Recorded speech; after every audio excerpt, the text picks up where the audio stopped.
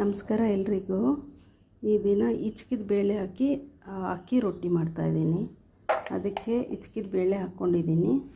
ಸ್ವಲ್ಪ ತೆಂಗಿನಕಾಯಿ ತುರಿ, ಸ್ವಲ್ಪ ಜೀರಿಗೆ, ಸ್ವಲ್ಪ ಸಬ್ಬಕ್ಕಿ ಸೊಪ್ಪು ಕಟ್ ಮಾಡಿ ಹಾಕ್ಕೊಂಡೆ, ಮತ್ತು ಈರುಳ್ಳಿ, ಹಸಿಮೆಣಸಿನ್ಕಾಯಿ, ಸ್ವಲ್ಪ ಶುಂಠಿ ಇದನ್ನು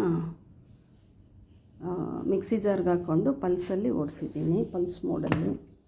ಸೊ ಇವಾಗ ಇದಿಷ್ಟಕ್ಕೂ ಒಂದು ಸ್ವಲ್ಪ ಉಪ್ಪು ಆ್ಯಡ್ ಮಾಡಿ ಚೆನ್ನಾಗಿ ಕಲಿಸ್ಕೋಬೇಕು. ಆನಂತರ ಸ್ವಲ್ಪ ಮಿಕ್ಸ್ ಮಾಡಿಕೊಂಡು ಇವಾಗ ಅಕ್ಕಿ ಹಿಟ್ಟು ಹಾಕ್ಕೊಂಡು ಒಂದು ಸ್ವಲ್ಪ ಚೆನ್ನಾಗಿ ಮಿಕ್ಸ್ ಮಾಡ್ಕೊಂಡ್ಬಿಟ್ಟು, ಈ ಅವರೆಕಾಯಿ ಸೀಸನಲ್ಲಿ ಇದು ಮಾಡಿ ತಿನ್ನಲೇಬೇಕು ಫ್ರೆಂಡ್ಸ್, ತುಂಬ ಚೆನ್ನಾಗಿರುತ್ತೆ. ಸ್ವಲ್ಪ ಬಿಸಿ ನೀರು ಹಾಕ್ಕೊಂಡು ಕಲಿಸ್ಕೋಬೇಕು. ಸೊ ಈಗ ಉಂಡೆ ಮಾಡಿಕೊಂಡು ಒಂದು ಕವರ್ಗೆ ಹಾಕಿ ಲಟ್ಟಿಸ್ತಾ ಇದ್ದೀನಿ.